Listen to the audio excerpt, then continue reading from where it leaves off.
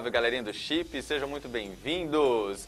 Fim de ano, o ano tá acabando, o programa Chip já tá aqui pensando no que vem pro ano que vem, mas a gente faz nós vamos fazer um revival aqui do que foi das melhores leituras do ano.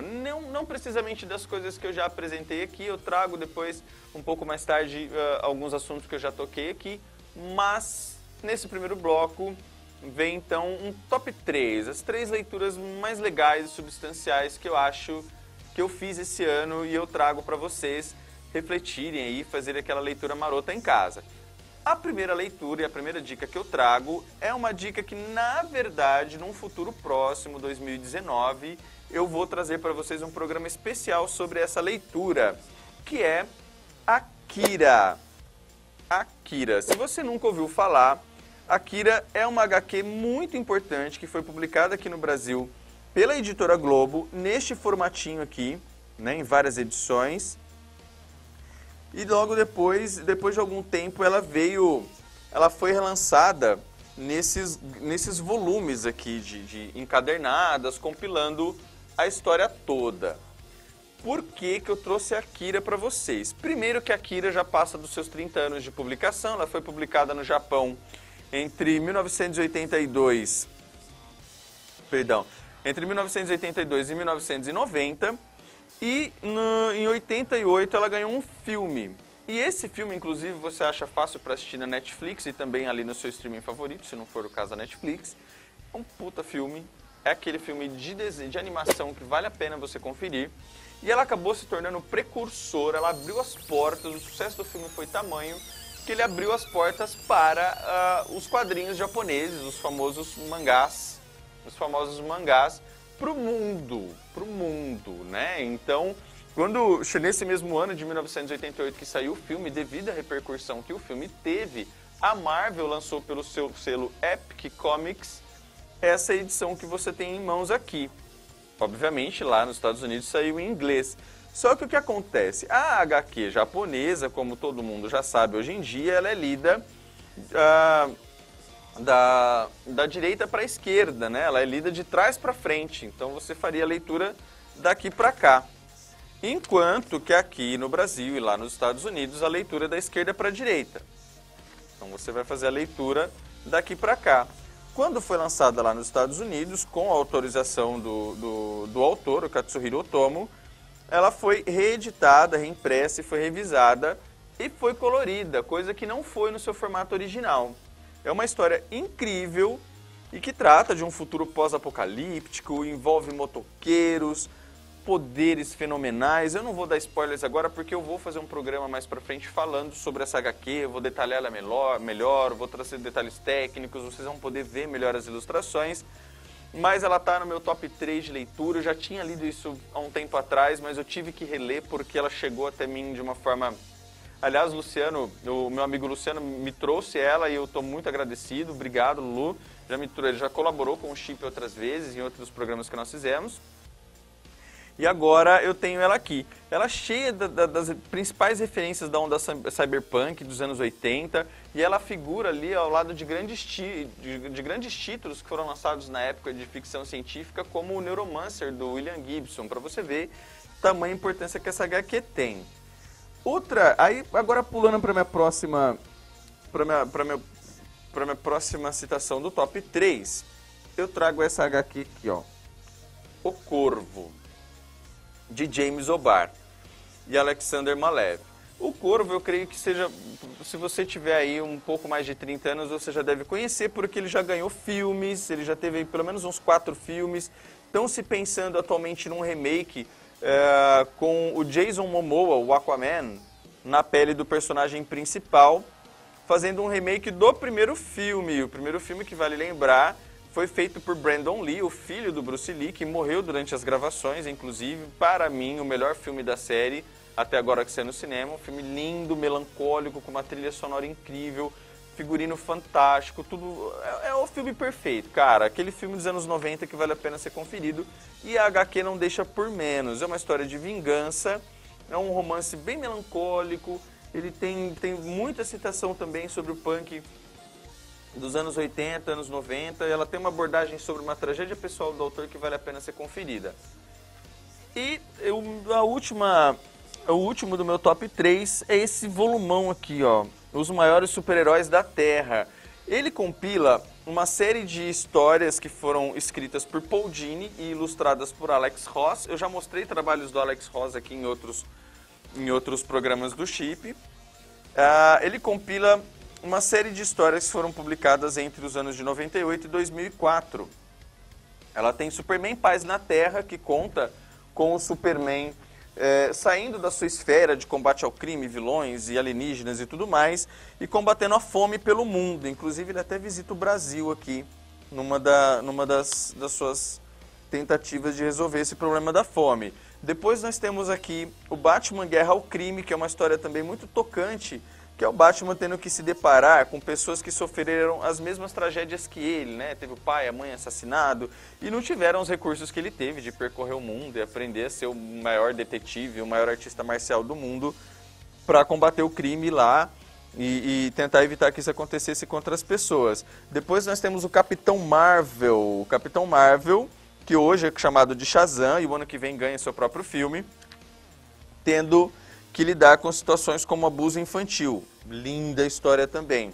Mais pra frente nós temos a Mulher Maravilha, tendo que lidar com questões relacionadas ao machismo e diversos abusos que as mulheres sofrem em vários países e culturas distintas do mundo, que não cabe a mim citar aqui no momento.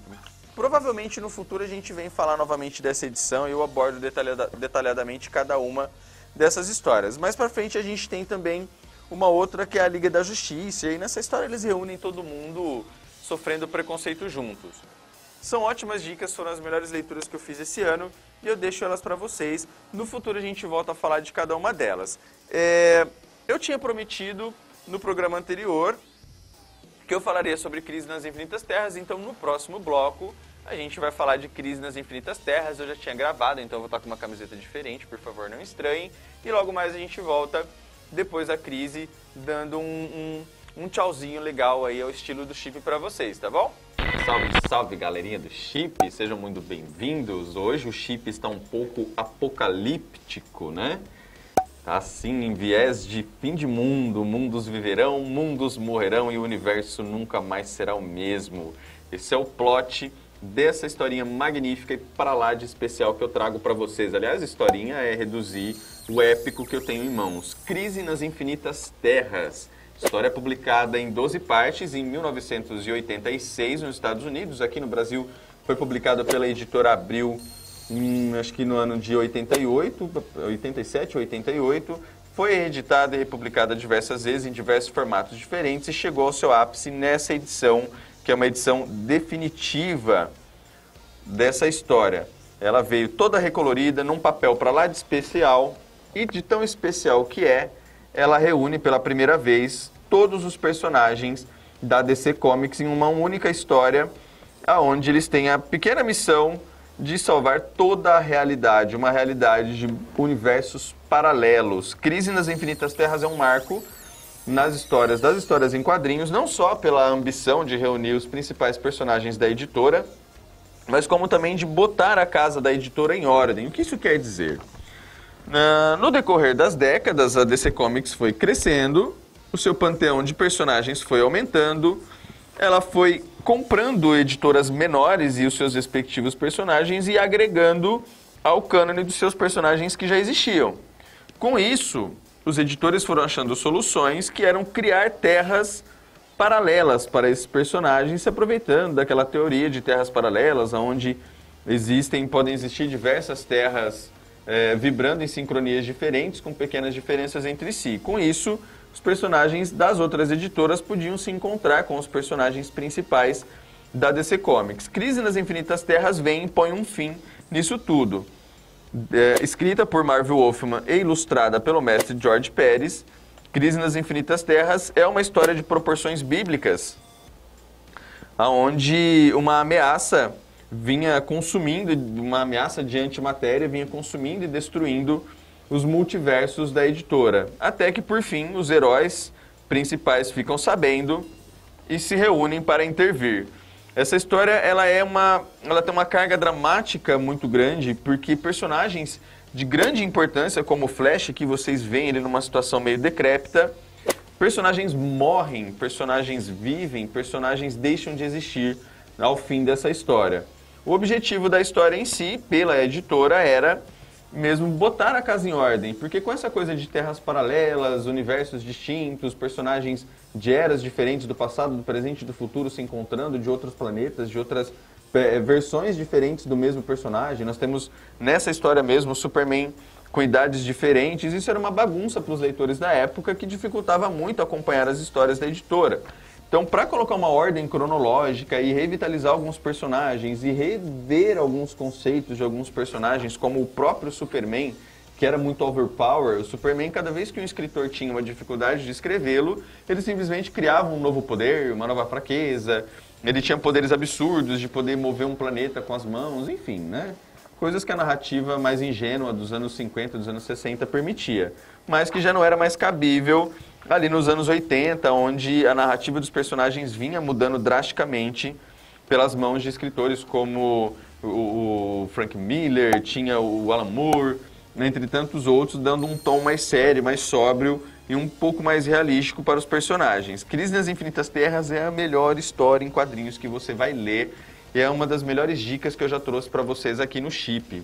É uma história que você dificilmente, atualmente você até consegue, essa edição que eu tenho em mãos aqui, recolorida, reeditada com diálogos integrais, páginas inteiras, você deve achar aí por um pouquinho mais de R$100 na internet. Ela foi reeditada recentemente pela Panini, mas você encontra em outros formatos por outras editoras também, além do que ali naquele sitezinho que você está acostumado a ler online, você vai achar fácil. Crise das Infinitas Terras é uma leitura rica, é uma leitura incrivelmente detalhista, milhares de personagens para você conhecer. Se você achava que já tinha visto de tudo, você não viu é nada. Tem um vilão incrível, que é o Anti-Monitor, monstruoso, medonho.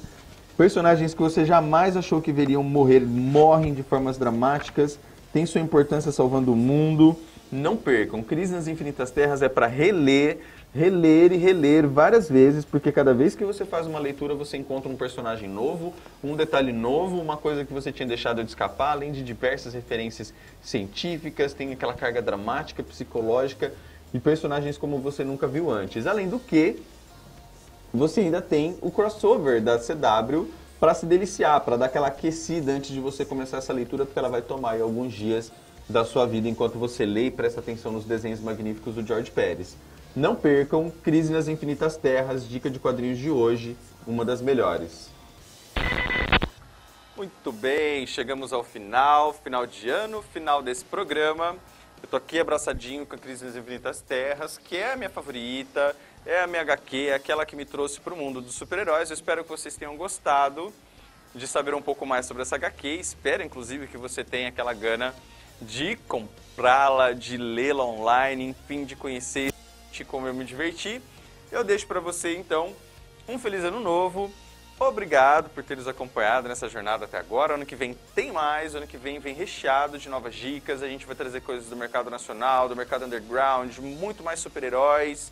E é isso, feliz ano novo, que o 2019 seja ótimo, seja lindo, seja incrível e que traga muito colorido, muita magia, ótimas leituras. Obrigado, Chip no ar.